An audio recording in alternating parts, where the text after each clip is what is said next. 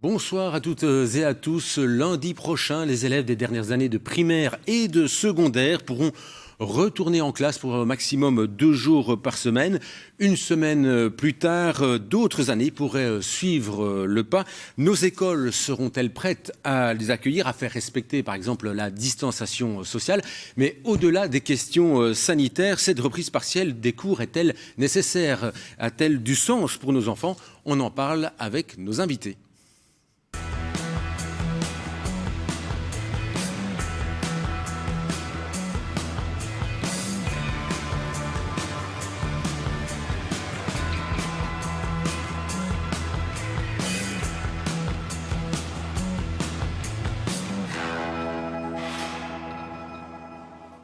Autour de notre grande table, comme vous le voyez, qui permet la distanciation sanitaire, j'accueille 4 invités. On accueille d'abord Olaf Mertens, directeur de l'Institut Providence à Champion. En face de lui, Thierry Scoyer, directeur à l'école libre Saint-Martin d'Assès. Également avec nous, Bruno Humbeek, psychopédagogue à l'Université de Mons. Et puis, dernier invité, Thierry Dupierreux, rédacteur en chef du Ligueur, le journal de la Ligue des familles. Alors, première question que nous allons nous poser ce soir, et je me tourne vers vous qui êtes directeur en primaire pour M. Scoyer et en secondaire pour M. Olaf. Êtes-vous prêt à cette reprise partielle des cours?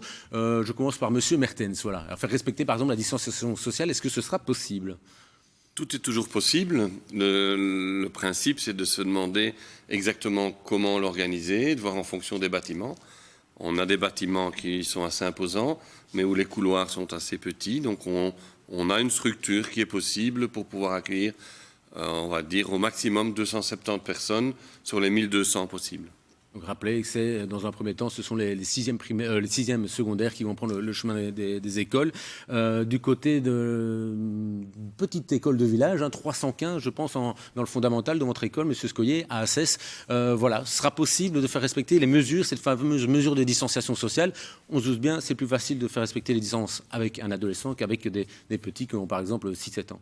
C'est effectivement une nuance importante, mais on est aussi prêt à faire ce qu'il faut pour la rentrée des 6e primaires.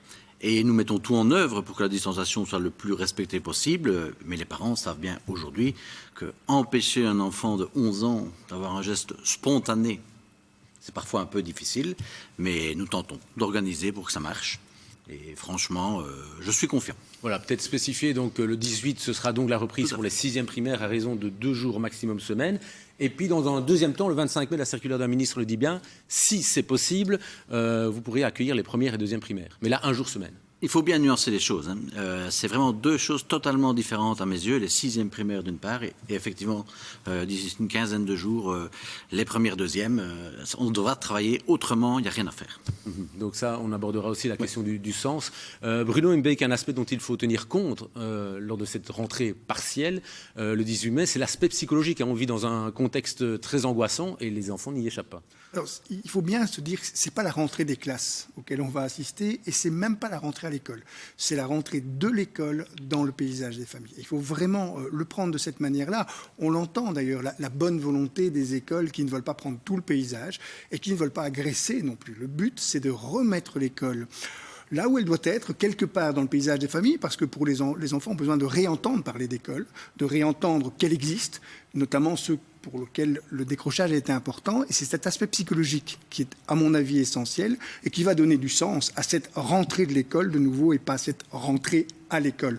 On le sait qu'elle ne va concerner qu'un petit nombre. Ce n'est pas la totalité des élèves, c'est vraiment un nombre très partiel, mais la totalité devrait être concernée parce qu'on sait que l'école a repris son cheminement. Olaf Mertens, vous avez réalisé une enquête, une sorte de sonde, de sondage des parents, des élèves dans votre école, des enseignants, et une préoccupation majeure, c'était de dire, voilà, il faut tenir compte de cet aspect psychologique, il faut préparer les enfants. Tout à fait. Donc notre objectif a vraiment été de changer un peu de paradigme et de se dire, avant de décider d'organiser une rentrée, de se poser la question de pourquoi rentrer et d'être toujours en lien avec les attentes et les besoins prioritaires, autant des élèves, des membres du personnel et des parents. Et l'enquête a porté auprès de 870 parents, 720 élèves. Et on peut mettre en tout cas 2-3 grands objectifs prioritaires qui reviennent systématiquement à rassurer l'élève, l'aider avec sa problématique de décrochage, donc je rejoins ce qui a été dit, et les rassurer sur l'année suivante. Et donc là, on va orienter notre scénario de déconfinement, parce que c'est un peu maintenant orienté là-dessus, pour répondre à ces besoins prioritaires, afin que les élèves retrouvent un peu de sens à reprendre contact à l'école aussi, tout en sachant que ne perdons pas de vue que les enseignants font un boulot incroyable pour l'instant. À distance, ils découvrent des nouveaux outils, et il y a énormément de choses qui se déroulent et qui vont probablement pouvoir apporter une belle plus-value. On parlera de ce sens. Thierry Dupéré, au niveau de la Ligue des familles, vous avez forcément des remontées des parents. Est-ce qu'il y a une réelle inquiétude quant à cette reprise partielle des cours ? Mais forcément, il y a une inquiétude. Cette inquiétude, elle est double. Elle est sanitaire et elle est scolaire. Je dirais qu'il y a ces deux aspects-là, en fait, dans les réactions des parents. Et je dirais que cette dualité, quelque part, joue aussi dans une scission qui s'opère au sein même des parents. C'est-à-dire qu'au sein des parents, aujourd'hui, on voit un gros clivage entre les parents qui souhaitent le retour à l'école et les parents qui redoutent le retour à l'école, au point de ne pas accepter de remettre leurs enfants, en fait, dans les classes. Pourquoi ? Avec Parce des tensions, évidemment. Il y a des tensions qui s'expriment notamment sur les réseaux sociaux. Et je pense que c'est dû notamment aux réalités que vivent les familles. Une famille n'est pas l'autre. Et donc chacune vit les choses de façon très, très différente. On ne peut pas demander, par exemple, à une famille où un décès est survenu récemment à cause du Covid-19, d'avoir la même réaction qu'une famille qui était préservée de ça, par exemple. Et donc ce sont toutes des réalités extrêmement différentes qu'il faut pouvoir prendre en compte et qu'il faut pouvoir respecter, parce que sinon on ne s'en sortira jamais. Et il faut savoir aussi qu'au niveau des écoles, les écoles, on le voit par exemple ici, avec une école secondaire, une école primaire, ce sont des réalités qui sont complètement différentes. Donc ce sont toutes ces réalités qu'il faut pouvoir concilier quelque part et rendre quelque chose d'audible. Et on parlait de la quête de sens tout à l'heure, elle est essentielle évidemment là-dedans, parce que c'est le sens qui va pouvoir réconforter les parents et les rassurer, tant au point de vue sanitaire, parce que la cohérence elle est importante aussi à ce niveau-là, et la cohérence aussi au niveau scolaire. Alors, vous parlez des questions sanitaires, on parlera du sens évidemment, un foyer n'est pas l'autre, la situation n'est pas l'autre. Nous sommes allés à la rencontre d'ailleurs d'une pédiatre, chef ici de service de pédiatrie ici à Sainte-Élisabeth, pour répondre justement à des inquiétudes des parents qui hésiteraient à mettre leur enfant encore pour des raisons, des craintes sanitaires, j'ai envie de dire. On écoute son point de vue. Non, je pense que c'est une très bonne chose. Nous, les pédiatres, on est ravis que les enfants puissent reprendre les chemins de l'école. C'est important pour leur développement et leur épanouissement, pour leur apprentissage aussi. La grande majorité des enfants sont vraiment sans risque pour leur santé quand on reprend les chemins de l'école. Et le groupement belge des spécialistes et toutes les sociétés scientifiques des sous-spécialités de pédiatrie ont émis des avis suivant le type de maladie chronique que l'enfant aurait, d'éventuellement faire une exception. De façon générale, la grosse exception qu'il y a pour laquelle un enfant ne devrait pas rentrer à l'école, ce sont des enfants qui ont des grosses doses de corticostéroïdes, donc de corticoïdes par la bouche, en médicaments, ou des enfants qui ont la mucoviscidose, qui est une maladie qui atteint les poumons, ou des enfants qui ont une transplantation cardiaque, par exemple, ou des enfants qui sont des immunodéprimés. Et donc, ce sont vraiment des cas rares.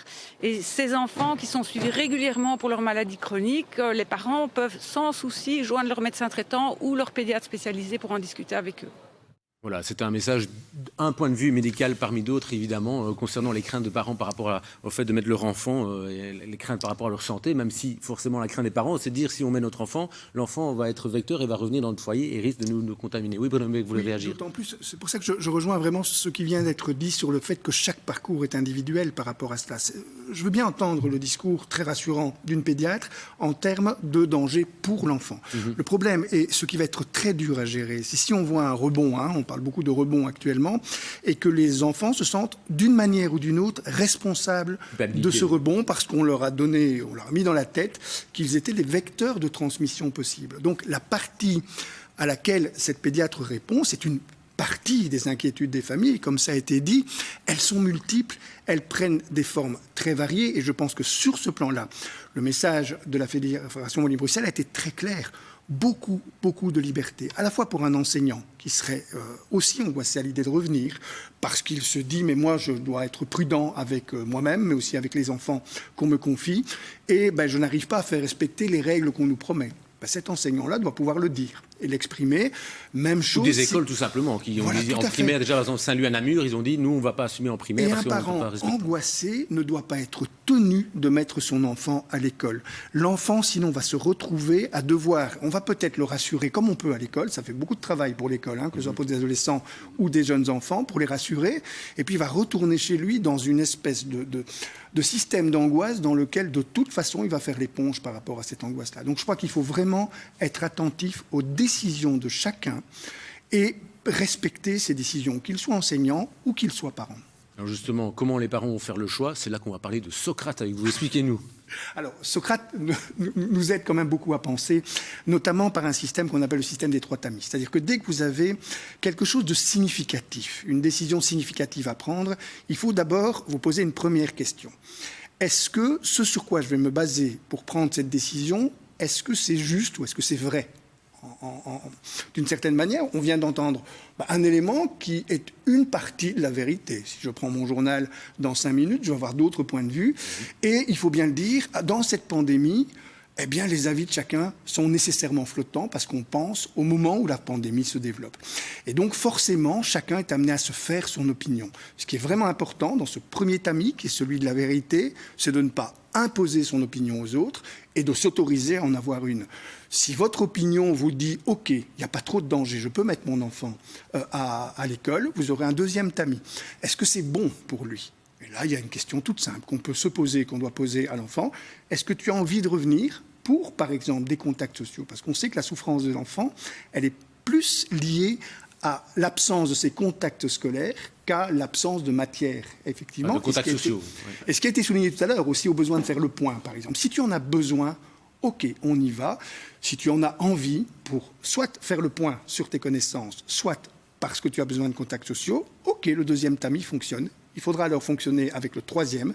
Est-ce que c'est vraiment utile que tu y ailles? Et si, effectivement, on trouve de l'utilité. Et là, je trouve que les écoles, en Fédération Wallonie-Bruxelles, ont fait un travail magnifique. Ils sont en train, pour le moment, de se mettre en situation de faire, non pas des monitorings. Moi, je me méfie du mot monitoring, il vient du monde de l'entreprise, et puis qu'on arrête de parler anglais aux gens, qu'on leur dise simplement, le but du jeu, c'est des reprises de contact individualisé avec chacun. Donc plus une socialisation qu'une scolarisation. Exactement. Et là, c'est utile pour certains d'être à l'école pour le faire, pour d'autres pas du tout.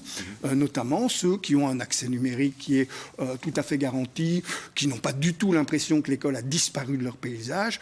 Alors laissons les parents, en fonction de ce triple tamis, prendre leurs décisions, et une fois qu'ils prennent leurs décisions, eh bien, qu'ils n'aillent pas regarder dans l'assiette de l'autre comment lui a pris sa décision. Thierry Dupéret évoquait tout à l'heure, pas pour éviter les clivages. Voilà, chacun a son point de vue. Chacun a son point de vue, chacun a sa définition de ce qui est bon pour son enfant ou pas, et chacun a sa définition de ce qui lui est utile ou pas.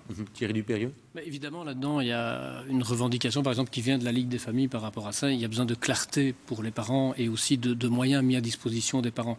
Par exemple, lorsque les parents évoquent en fait le retour à l'école, et notamment il y a tout le problème des garderies, parce qu'on parle beaucoup d'une reprise partielle des cours, mais en fait ça ne concerne qu'une minorité d'élèves par rapport à l'ensemble des élèves. Rappelons que les 3, 4, 5 par exemple en primaire ne sont pas concernés, donc il y a une nécessité d'assurer une garderie. Toutes les autres années, en fait, voilà, il y a des garderies qui sont ouvertes notamment en primaire, mais par rapport à ça, il y a une inquiétude des parents de savoir comment vont s'organiser, par exemple, ces garderies, parce que pour beaucoup de parents, on va se retrouver dans des situations très ambiguës, en fait, pour l'instant. On va se retrouver avec la reprise des magasins, par exemple, la semaine prochaine. Des parents vont se retrouver au boulot et ils vont devoir mettre leurs enfants quelque part. Et on va les mettre dans, par exemple, on parlait de la reprise des cours partiels, mais il va y avoir sans doute un afflux d'élèves dans les écoles dès la semaine prochaine, notamment.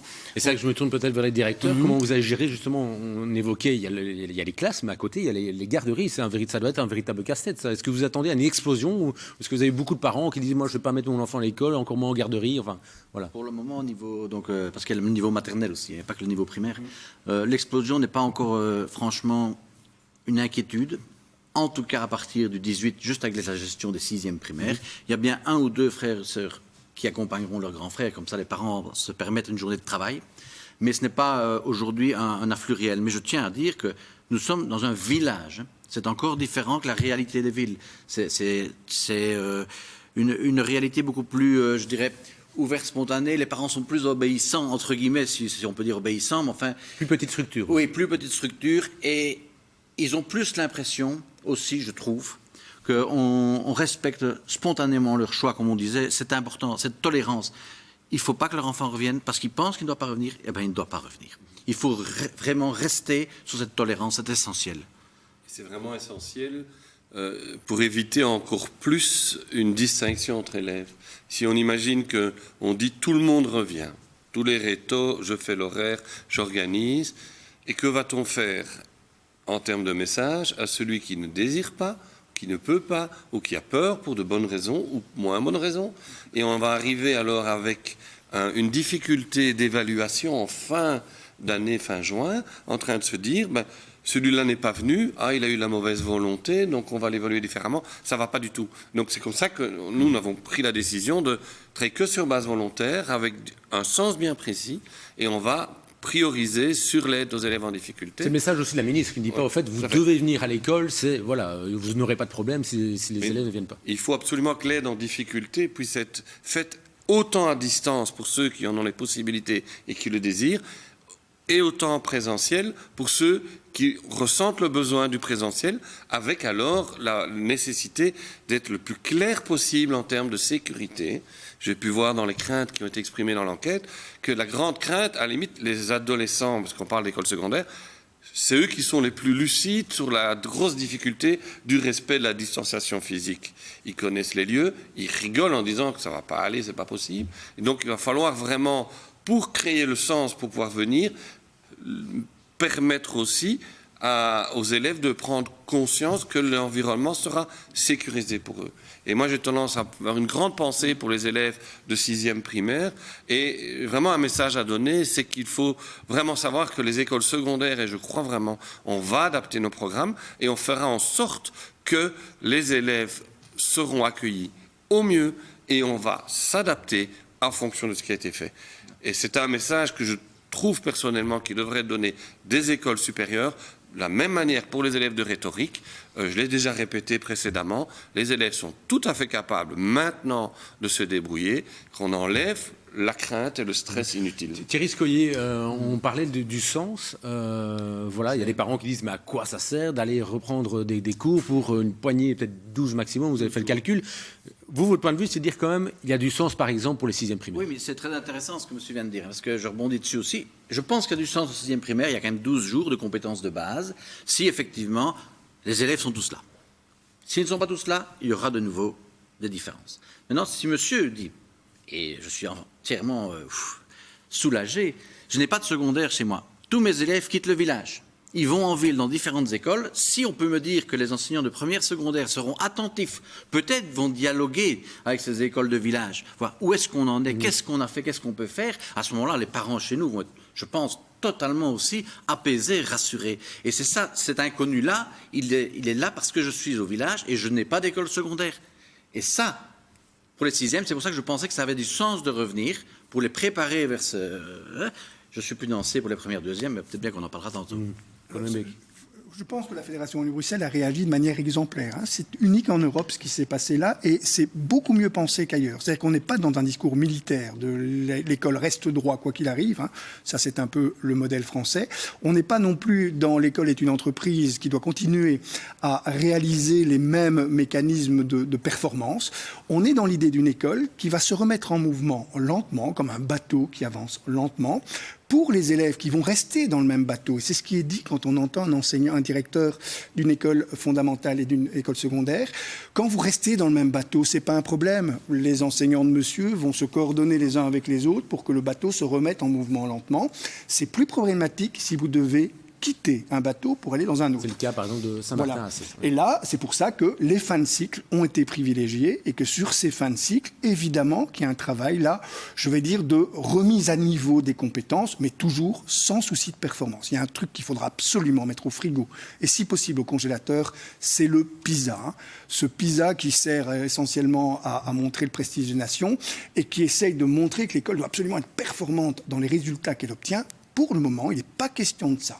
Il est question d'avancer lentement en distribuant des compétences qui ne créent pas des fossés entre les élèves. Une distanciation, oui. Et qui créent ce que je vois ici se mettre en place spontanément autour de notre table, c'est-à-dire une cohérence pédagogique dans un mouvement lent entre le fondamental et le secondaire. Thierry Dupierreux ? Ce qui est important, je suis ravi d'entendre par exemple qu'une école à un moment donné sonde de façon structurée les parents pour voir un peu quelle réponse apporter aux parents, et ça je trouve que c'est vraiment, mais c'est super important parce que les parents ont besoin d'être rassurés, et quand on est à l'écoute des parents, forcément ces parents ils vont être rassurés parce qu'on sait qu'on va faire quelque chose qui sera sur mesure par rapport à leurs inquiétudes. Ça c'est vraiment une chose qui est importante, et donc ce dialogue entre l'école et les parents qui doit être renoué, il doit être vraiment de qualité. Et je pense que c'est ça qui fera la différence, c'est de venir avec des solutions, d'expliquer clairement aux parents ce qui va se passer. Là, on a connu une période, je dirais, vraiment d'instabilité, parce que le politique, en fait, est venu avec une réponse collective par rapport au déconfinement. Et donc, les parents, comme le public en général, en fait, s'est ramassé une communication un peu monolithe, comme ça, sans nuance. Alors qu'on l'expliquait tout à l'heure, les réalités sont terriblement différentes d'une famille à l'autre, d'une école à l'autre. Et donc, aujourd'hui, cette communication monolithique, elle doit faire place en fait vraiment à une communication de personne à personne, d'école à parents, et d'aller chercher ces élèves qui effectivement sont plus en difficulté, d'avoir un accompagnement pour les aider à surmonter les difficultés, à repenser les années pour essayer de coller en fait à l'année suivante. C'est un peu le dialogue que nous avions ici entre les deux directeurs d'école, à la fois le secondaire et le primaire, et chacun doit être rassuré en fait par ce qui est mis en place chez l'autre, et on doit avoir une visibilité assez claire. Et le problème aujourd'hui, c'est qu'on attend énormément du politique en fait par rapport à sa communication globale, et qu'en fait lorsque le politique parle, il n'apporte pas en fait de réponse globale que les gens peuvent directement assimiler dans leur quotidien.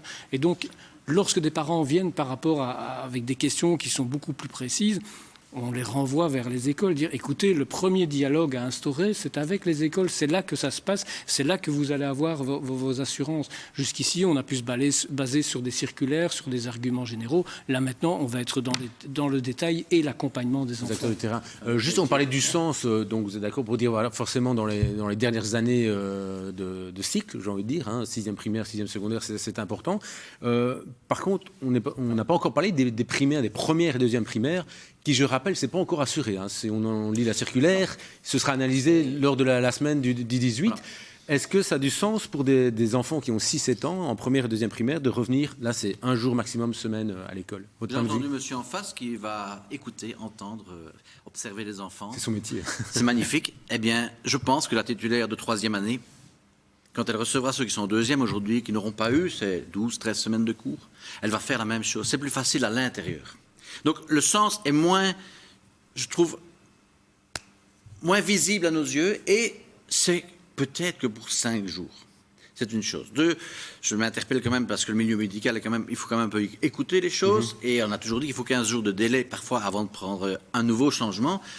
Les P1, P2, une semaine après les 6e, ça me paraît juste un peu rapide. J'aurais préféré 15 jours, voilà, qu'on observe les choses de manière un peu plus sereine. C'est un peu vite. On parle des compétences en fin de cycle. Pour nous, MB, peut-être pour les enfants qui ont 6-7 ans, eux, ils ont besoin peut-être de reprendre contact du lien social. Ils sont séparés depuis 50 ans, depuis 50 jours. Là, je crois qu'ils craqueraient psychologiquement. Oui, alors des contacts, effectivement. Alors, éventuellement, dans la famille élargie, la demande, elle est essentiellement de contact. L'école ne doit pas être la réponse à tout. On surcharge beaucoup l'école en lui demandant à la fois de répondre aux besoins de contact des enfants, aux besoins d'être rassurés, et ça a été beaucoup dit, ce besoin-là, il est important. Alors, je crois qu'il faut aussi entendre une chose. On est en train de mettre en place des pédagogies nouvelles. Moi, j'entends beaucoup d'enseignants qui se lancent dans le numérique. Et bien, les pédagogies inversées, c'est le numérique. Vous savez, ça fait des années qu'on se plaint que les écoles sont surchargées avec des groupes de classes dans lesquels il y a trop d'élèves. Eh bien, c'est l'occasion de penser la pédagogie autrement. Ce qui est le moins intéressant dans la pédagogie, c'est ce qu'on appelle l'enseignement simultané, c'est-à-dire quand vous donnez cours devant le plus grand nombre. Si vous le faites sous forme de capsule numérique, en s'assurant que tous les élèves ont un ordinateur et un accès au numérique, parce que quand j'entends qu'on prête des ordinateurs, moi ça me fait peur, je veux qu'on les donne. Il n'est pas question à un moment donné que des enfants doivent rendre ce qui est devenu un matériel. Je suppose que les directeurs sont partants, voilà. Mais ça me paraît élémentaire. Vous savez, il y a 20 ans, on n'aurait pas envoyé un enfant sans cartable à l'école. L'envoyer sans ordinateur, c'est comme si on l'envoyait sans là, vous tirez les leçons, on dit voilà, profitons de ces crises pour tirer les leçons, mais par rapport aux inquiétudes des parents en disant voilà, est-ce que mon enfant de 6-7 ans qui est par exemple isolé depuis 50 jours, est-ce que c'est nécessaire, c'est besoin, c'est vital pour lui ou alors on vient au tamis de Socrate. Voilà, c'est peut-être pas nécessaire, je vais dire, s'il garde un rythme scolaire, c'est-à-dire des apprentissages qui lui sont donnés sous forme de capsules avec son enseignant, par exemple, qui filme ce qu'il donne comme cours à une dizaine d'enfants. Et puis après, ces enfants reviennent par tout petit groupe à l'école, et l'enseignant, son rôle essentiel, c'est de stimuler la discussion entre les élèves ou de répondre aux questions qu'ils se posent. C'est ça la vraie pédagogie, c'est-à-dire une pédagogie différenciée à l'intérieur d'une pédagogie simultanée. Si cette crise est l'occasion de réfléchir à ces nouvelles pédagogies, en y associant à cette réflexion les enseignants, on aura tous gagné. Les parents, les enseignants, et voilà, et l'ensemble de la communauté scolaire. Olaf, dernière intervention. J'aurais tendance à ajouter aussi que si on peut remettre un peu en question le principe de l'évaluation, on surévalue et qu'on est là maintenant déjà en train de voir les choses autrement, c'est gagné aussi. Aux Pays-Bas, on n'est pas loin, ils ont tous un ordinateur pour la plupart, parce que une école partenaire. Donc vous dites que cette crise pourrait être bénéfique pour repenser l'école. Par point, mais par objectif. Je pense qu'on peut aussi mettre un schéma en route, et j'aurais tendance à dire pour conclure que les enseignants ont vraiment maintenant pris pied dans le XXIe siècle et ils font un travail incroyable et exceptionnel. Alors, vous avez dit le mot conclure, ça rassure les réalisateurs parce que le timing passe à pleine vitesse. Merci à tous d'être venus en tout cas dans On en parle, une émission que vous retrouverez lundi prochain. Et là, on se penchera sur l'après-coronavirus. Quel monde pour demain? Passez une excellente soirée et merci de nous avoir suivis. Au revoir.